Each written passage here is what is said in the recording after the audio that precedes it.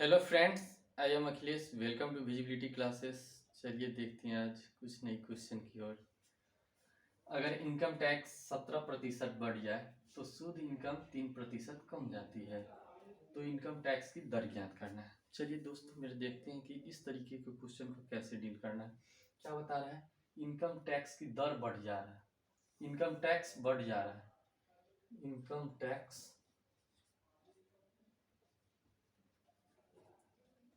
कितना 17% बढ़ रहा है।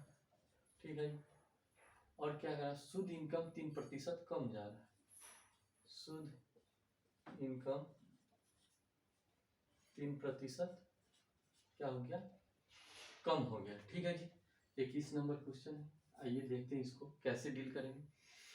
तो शुद्ध इन ये 100 से 100 कट जाए, कोई भाई को कोई दिक्कत? तो शुद्ध इनकम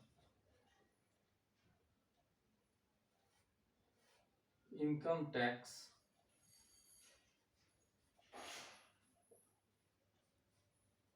और शुद्ध इनकम का जो रेशियो है मेरे दोस्त, 3/17 हो जाएगा। कैसे होगा? ये जो होता है इसके साथ में है, तो ये जैसे क्रॉस मल्टीप्लिकेशन जो करेंगे, शुद्ध इनकम 3 हो गया और इधर से क्रॉस। ठीक है जी। तो इनकम क्या हो जाएगा? इनकम हो जाएगा इन टैक्स प्लस शुद्ध इनकम, टैक्स प्लस शुद्ध इनकम, आई से लिख दिया। ठीक है जी। तो क्या हो गया? टैक्स 3 है प्लस 17, क्या हो गया मेरे दोस्त? 20। ठीक है जी। तो हमसे क्या पूछ रहा है क्वेश्चन में? इनकम टैक्स की दर ज्ञात करना है। ठीक है। तो इनकम टैक्स की दर क्या है? 3 है। इनकम टैक्स 3 है, किस पे निकालना है? 20 पे, तो 100 पे क्या हो जाएगा? ठीक है। इससे 5 टाइम्स पे कट जाएंगे 15%। ठीक है जी। इसमें किसी भाई को कोई बुराई, कोई दिक्कत है तो आप हमें कमेंट करें, हम उसका जवाब देंगे। ठीक है जी। चलिए देखते हैं आगे क्वेश्चन 22 नंबर में क्या लिखा है।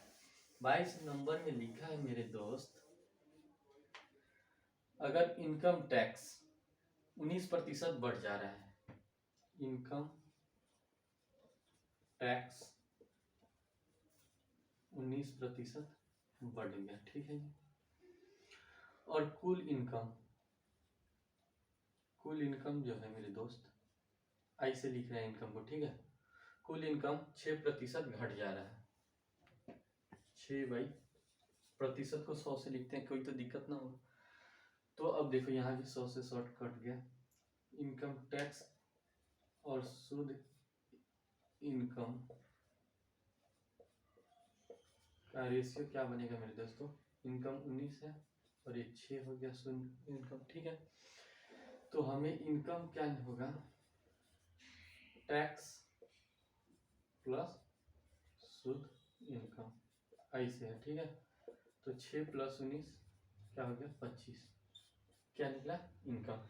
जब भी हम लोग निकालेंगे टैक्स की दर निकालना होगा, तो क्या होगा? जैसे जैसे हम लोग कोई भी चीज़ उसमें प्रॉफिट लॉस या SICI में काम करते हैं, तो हमेशा किस प्रिंसिपल पे काम करना होता है।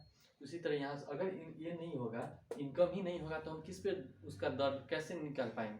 इसलिए हमें इनकम बार बार निकालने की जरूरत हो रहा है। ठीक है जी। तो अब इनकम टैक्स की दर ही पूछ रहा है, 6 का किस पे? 25 पे, तो 100 पे क्या हो जाएगा? 4 टाइम्स में हो जाएगा 24%। ठीक है। 22 नंबर का 24% है। ठीक इसी तरीके से चलिए 23 नंबर क्वेश्चन में देखते हैं क्या लिखा है।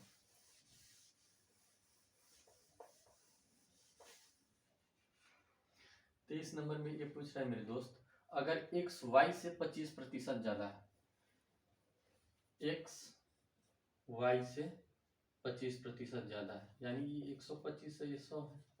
या फिर आप एक तो ये बता देते हैं, एक और दूसरा तरीका, एक्स है ना y से 25% ज्यादा कमाता है, तो इसका जो हम फ्रैक्शन निकालेंगे 5 और 4 में कट जाएगा। कितना? एक का किस पे? 5 पे, तो 100 पे क्या हो जाएगा? 20%। ठीक है मेरे दोस्त। 23 नंबर का, 23 नंबर नहीं है, हाँ 23 नंबर का ये है। ठीक है। अब 24 नंबर क्वेश्चन, इसी को आप दूसरे तरीका से, जैसे मान लेते हैं परसेंटेज पढ़ रहे हैं तो कैसे करना है। लिखा हुआ है 25%। ठीक है जी। और 25% को फ्रैक्शन में बदलने के लिए हमें क्या करना पड़ेगा, 25/100 करना होगा। वैसे याद होगा 1/4 होता है 25 का। यानी कि क्या बोल रहा है, x y से 25% ज्यादा है, यानी y जो होगा अगर 4 है तो x क्या होगा, 5 होगा। एक का किस पे, 5 पे, तो 100 पे क्या निकालेंगे, फिर भी वही परसेंटेज है। ठीक है, वही अपना रेशियो है। अब चलिए देखते हैं 24 नंबर में, किशन, अगर किशन की आय राधा से 16.2/3% कम है। 24 नंबर, तो राधा की आय किशन से कितना प्रतिशत ज्यादा है। ठीक है जी, तो देखो 16.2/3 का सबसे पहले फ्रैक्शन निकालेंगे। ठीक है मेरे दोस्त, तो 16 में 3 से मल्टीप्लाई करेंगे, 48 और 2 हो गया क्या, 50, 50/3, और परसेंटेज हटाए तो मल्टीप्लाई डिवाइड करते हैं 100 से।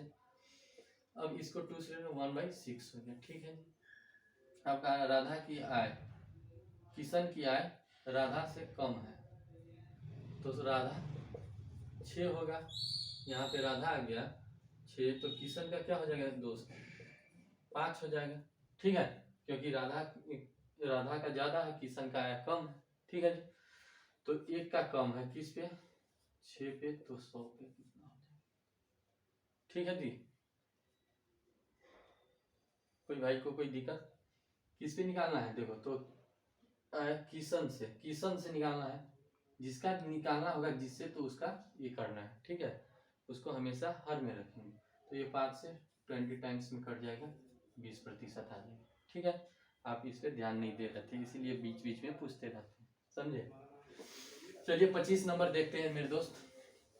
25 नंबर क्वेश्चन में क्या बताया है, पी क्यू से 6 गुना ज्यादा है। पी क्यू से, पी क्या है, 6 है, क्यू से Q1 होगा तो P क्या हो जाएगा, 6 हो जाएगा। ठीक है जी, तो कितना का कम है, 5 का किस पे, 6 पे, तो 100 पे क्या हो जाएगा। तो हम मेरे दोस्त 1/6 का फ्रैक्शन क्या होता है, अगर नहीं आपको पता है तो इसमें 50 से कर लेंगे, ये 3 यानी कि 16 या 48 इतना आ रहा है, तो देखो 5 टाइम्स जा रहा है, यानी कि यहाँ 1/6 का इतना आ रहा है, तो इसमें क्या कर रहे हैं, 5 से मल्टीप्लाई कर रहे हैं, तभी तो 5/6 हो गया। तो इधर भी 5 से आराम से मल्टीप्लाई कर दीजिए, क्योंकि अगर कैलकुलेशन ज़्यादा नहीं करना है तो इधर कर देंगे। देखो 16×5 = 80 आ गया, 5 दूना 10/3, लेकिन ये क्या सही है, नहीं जी गलत है। क्यों गलत है, क्योंकि ये सही फ्रैक्शन में भी नहीं है। तो इसको फिर एक बार तोड़ेंगे, 80 + 331, 83 आया, 83.1/3%। ठीक है जी, डायरेक्ट ऐसे कर लेंगे। 25 नंबर हो गया। चलिए 26 नंबर क्वेश्चन पढ़ते हैं, क्या लिखा है, किसी स्कूल में 60% छात्र हैं। क्या है मेरे दोस्त, 60% छात्र हैं, तो 60% का हमें छात्र, और उसमें लड़कियों की संख्या 972 है, तो लड़कों की संख्या बताना है। ठीक है, तो 60% का जो मेरे दोस्त, उसका जो फ्रैक्शन हम लोग निकालेंगे, तो क्या करेंगे, उसको 100 से डिवाइड करेंगे। ठीक है, तो 20 दिया 60, 20×5 = 100, यानी 3/5 आएगा। ठीक है, उसमें भी क्या बता रहा है, 60% लड़का है, ये टोटल स्टूडेंट हो गया, टोटल विद्यार्थी है, और उसमें से भी एक क्या निकला, लड़का।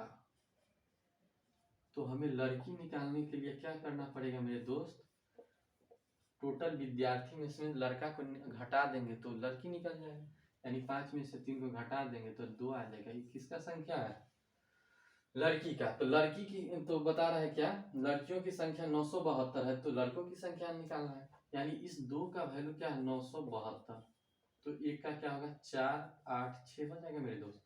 तो लड़कों की संख्या 3 है, तो 3 का वैल्यू क्या हो जाएगा, 1458। आराम से आप मल्टीप्लाई कीजिए। ठीक है जी, चलिए आगे की क्वेश्चन में देखते हैं 27 नंबर में क्या बता रहा है और क्या पूछ रहा है। 27 नंबर में है मेरे दोस्त, यदि किसी संख्या का 35% 140 है, तब उसका 87.5% क्या होगा। यानी क्या पूछ रहे हैं, देखो किसी संख्या का 35%, मान लेते वो संख्या क्या है, x है, इसका 35% यानी 35/100 क्या है, 140। ठीक है जी, तो हमें x = क्या करना होगा, 140 × 100/35, यानी 4 टाइम्स में ये 400 निकला, लेकिन इसका क्या बोल रहा है 87.5। फ्रैक्शन याद है कि नहीं दोस्त? 87.5 का जो फ्रैक्शन हम बताए थे इसका होता है 7/8। ठीक है, तो इस 87, अब इसका 7/8 है वो संख्या, 400 का क्या 7/8, 87.5, 8 से 5 तो 400 हो गया 350 संख्या। ठीक है, चलिए देखते हैं इसका दूसरा तरीका। दूसरा तरीका ये है मेरे दोस्त कि इसको डायरेक्ट भी कर सकते हैं। अब कैसे डायरेक्ट करना है, सीधा वही चीज पे आना है अपन को। देखो 35% है 140 का, 35% है किसका 140 का, और यक्स का 87.5। डायरेक्ट यहीं से खटाक से कर देना। कैसे, देखो इधर 4 टाइम्स मल्टीप्लाई हो रहा है, इधर भी डायरेक्ट 4 टाइम्स मल्टीप्लाई कर दो। चाहे आप इसको 35/x या इसको ये भी लिख सकते हैं, या फिर अलट पलट कुछ भी कर लो, लेकिन इस तरीके सीधा इधर से 4 टाइम्स कर दो, इधर से 4, फिर भी 350। ठीक है जी, चलिए आज के लिए इतना ही, फिर मिलेंगे नेक्स्ट वीडियो में। Thank you.